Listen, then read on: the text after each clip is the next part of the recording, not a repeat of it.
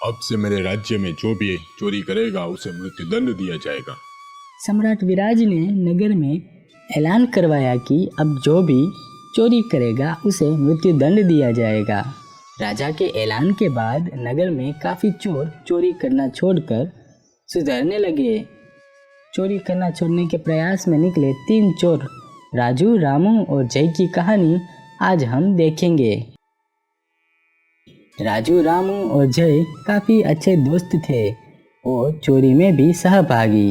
ये तीनों काफ़ी सालों से एक साथ चोरी करते थे, लेकिन अब राजा का ऐलान सुनकर आज ये तीनों चोरी करने छोड़ने के बारे में सोच रहे हैं। अरे राजा का ऐलान सुना? अब जो चोरी करता पकड़ा जाएगा उसे फांसी की सजा सुनाई गई है। गब्बर और उसके साथियों ने भी चोरी करना छोड़कर व्यापार शुरू किया है। अब हमें भी चोरी करना छोड़कर दूसरा कुछ शुरू कर देना चाहिए। अरे भैया, क्या मेहनत करना होगा अब? अरे नहीं जय, हम मेहनत थोड़ी ना करने वाले हैं। हम तो बस व्यापार करके लोगों को लूटेंगे। चोरी के बाद व्यापार में ही लोगों को ज़्यादा लूटा जा सकता है। लेकिन भैया, भले ही जो भी हो, लेकिन चोरी जैसा कैसे हो सकता है? हम एक दिन चोरी करके 1 महीने बैठकर आराम से खाते हैं, लेकिन व्यापार में रोज काम करना होगा और आज तक हम एक बार भी पकड़े नहीं गए। आगे भी पकड़े बिना चोरी करेंगे और वैसे भी अब तो चोर भी इतने कम हो गए हैं। अरे रामू मत भूलो, तुम्हें चोरी करना भी मैंने सिखाया है। अगर अब गलती से भी एक बार भी फंस गए तो ज़िंदगी ख़त्म हो जाएगी। राजा ने नगर में पहरेदार भी अधिक कर दिए हैं। अब चोरी करने के बारे में भूल जाओ। हाँ राजू भैया, अब चोरी करने के बारे में भूल जाओ।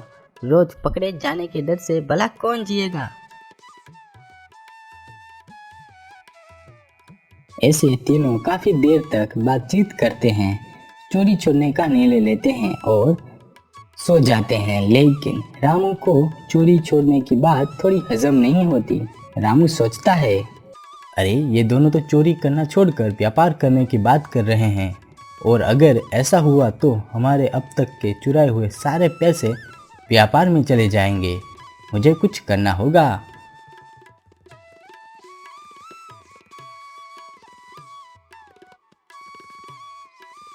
अगले दिन तीनों नगर की तरफ निकलते हैं। तीनों बाजार में सभी दुकानें देखते हैं, सभी व्यापार को देखते हैं और सबसे आसान व्यापार और ज़्यादा मुनाफे वाला व्यापार कौन सा है उसकी तलाश करते हैं।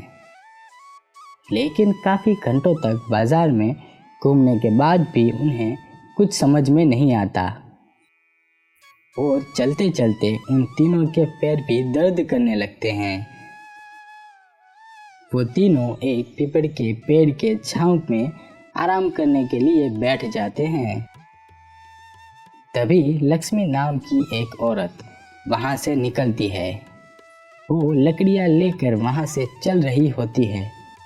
तभी लक्ष्मी के आगे चल रहे एक सिपाही का बटुआ नीचे गिर जाता है। ओ बेटा, जरा सुनो, तुम्हारा बटुआ नीचे गिर गया है। अरे मेरा बटुआ, शुक्रिया माँ जी, आपने मुझे बचा लिया। ये मेरी पगार है। अगर मैं इसे गुमा देता तो मैं और मेरा परिवार भूखा रहता। माँ जी, ये मेरी तरफ से एक छोटा सा तोहफा, कृपया इसे स्वीकार कीजिए। नहीं बेटा, मैंने किसी लालच में इसे नहीं किया। मैं किसी की चीज़ें नहीं लेती। इस घटना को पेड़ के नीचे बैठे ये तीनों चोर ध्यान से देख रहे थे। तीनों चोर समझ गए कि लक्ष्मी माँ एक बहुत ईमानदार औरत है और तीनों ये निश्चय करते हैं कि जब तक व्यापार तय नहीं होता सारे पैसे हम लक्ष्मी माँ को दे देते हैं। शाम को सूरज डूबने के पहले वे तीनों लक्ष्मी माँ के घर जाते हैं और कहते हैं, लक्ष्मी माँ घर पे हैं? लक्ष्मी माँ बाहर आती हैं। अरे कौन हो तुम तीनों? माँ जी, हम तीनों बाजू के गांव से यहाँ व्यापार करने आए हैं, लेकिन हम इतने पैसे हमारे साथ लेकर घूम नहीं सकते। अगर आप इन पैसों को अपने पास ध्यान से रखें तो बहुत उपकार होगा।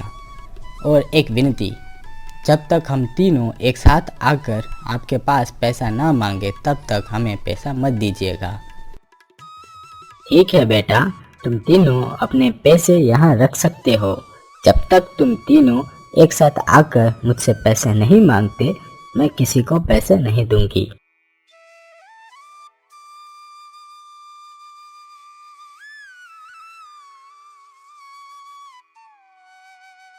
तीनों रात को सो रहे होते हैं, लेकिन रामू उन पैसों को चुराने के बारे में सोच रहा होता है।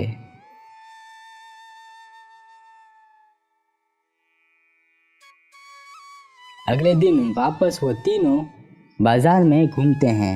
इस बार भी काफी घंटों तक घूमने के बाद भी उन्हें कोई व्यापार नहीं मिलता।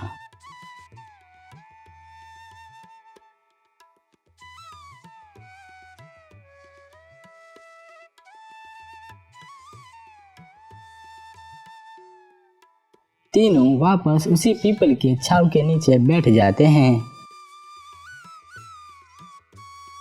पीपल के पेड़ के कुछ ही दूरी पर लक्ष्मी माँ का घर था। तभी वहां से एक छाछ वाली निकलती है। अरे छाछ ले लो, ठंडी ठंडी छाछ ले लो। भैया चलो ठंडी ठंडी छाछ पीते हैं। अरे छाछ वाली, हम तीनों को अपनी छाछ पिलाओ। अरे वाह, क्या छाछ है, बहुत अच्छी छाछ है। हाँ जय, बहुत अच्छी छाछ है। अरे छाछ वाली, बाकी की सारी छाछ हमें दे दो। ओ राम, जरा उस लक्ष्मी माँ के पास से थोड़े पैसे लेकर आना। लक्ष्मी माँ, थोड़े से पैसे मिलेंगे? अरे बेटा, तुम अकेले आए हो, मैं भला तुम्हें पैसे कैसे दे दूं? लक्ष्मी माँ, वे दोनों बाहर पेड़ के नीचे ही बैठे हैं, आप उनसे पूछ लीजिए। ओ बेटा, पैसे भिजवाऊं? हाँ माँ जी। पैसा लेकर रामू घर के पीछे से किसी को दिखे बिना वहां से भाग जाता है।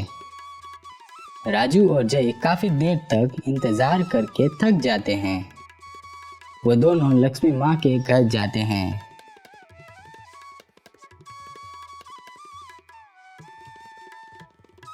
माँ जी, आपने अभी भी पैसे क्यों नहीं भिजवाए? रामू कहाँ है? अरे मैंने तो कब का रामू को पैसा देकर भिजवा दिया है। माँ जी, आप रामू के साथ मिलकर हमारे पैसे चुराना चाहती हैं। हम आपको पंचायत में बुलाते हैं। इसके बाद पंचायत बुलाई जाती है।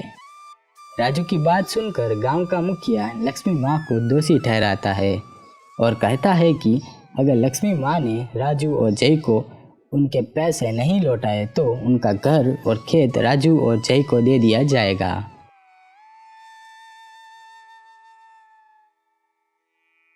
दुखी लक्ष्मी माँ गांव में चल रही होती है। तभी उन्हें वो सिपाही मिलता है। लक्ष्मी माँ को दुखी देखकर सिपाही लक्ष्मी माँ से पूछता है, माँ जी, क्या हुआ? आप इतनी दुखी क्यों है? कोई परेशानी है क्या? लक्ष्मी माँ उनके साथ जो हुआ वो सब सिपाही को बताती है। अरे पंचायत का फैसला तो गलत है, आपको राजा के पास जाना चाहिए। हमारे राजा काफ़ी अच्छे हैं, वे ज़रूर आपकी मदद करेंगे। अगले दिन लक्ष्मी माँ राजा के पास जाकर राजा को सारी बात बताती है। अरे ये पंचायत ने भला कैसा अन्यायपूर्ण निर्णय लिया है। आप परेशान मत होइए माई जी, आपको मैं अवश्य न्याय दिलवाऊंगा।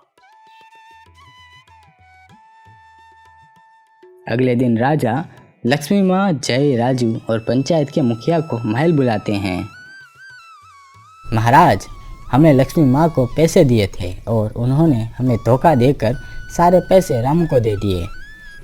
राजू की बात सुनकर राजा ने कुछ देर तक सोचा और फिर कहा, राजू और जय, तुम दोनों को तुम्हारा पैसा दिया जाएगा, लेकिन जब तुम तीनों ने लक्ष्मी माँ को पैसे दिए थे तब तुम तीनों ने ये शर्त रखी थी कि जब तक तुम तीनों साथ में न हो तब तक पैसे तुम्हें न दिए जाए। तुम पहले रामू को लेकर आओ, तभी तुम्हें तुम्हारा पैसा मिलेगा। राजा ने बड़े ही समझदारी से न्याय सुनाया। राजा का न्याय सुनकर राजू बड़ा ही दुखी हुआ। जय के मुंह से निकला। अरे राजू, तुम्हारा साथ दिया तो कुछ नहीं मिला। अगर मैं रामू की बात मान लेता तो कुछ तो मिलता। इतने साल मेहनत करके चुराया सारा पैसा चला गया। राजा ने सारी बातें सुन ली। उन्हें पता चल गया कि ये दोनों चोर थे, लेकिन उन्होंने बदलने के बारे में सोचा, इसलिए उन्हें 10 साल की सज़ा सुनाई गई। कुछ दिनों बाद रामू भी पकड़ा गया और उसे मृत्युदंड दिया गया। तो दोस्तों, ऐसी ही कहानियाँ देखने के लिए जन्नत टून्स हिंदी को सब्सक्राइब करना ना भूलें। हम रोज़ दोपहर 12 बजे आपके लिए ऐसी ही कहानियाँ लाते हैं। धन्यवाद।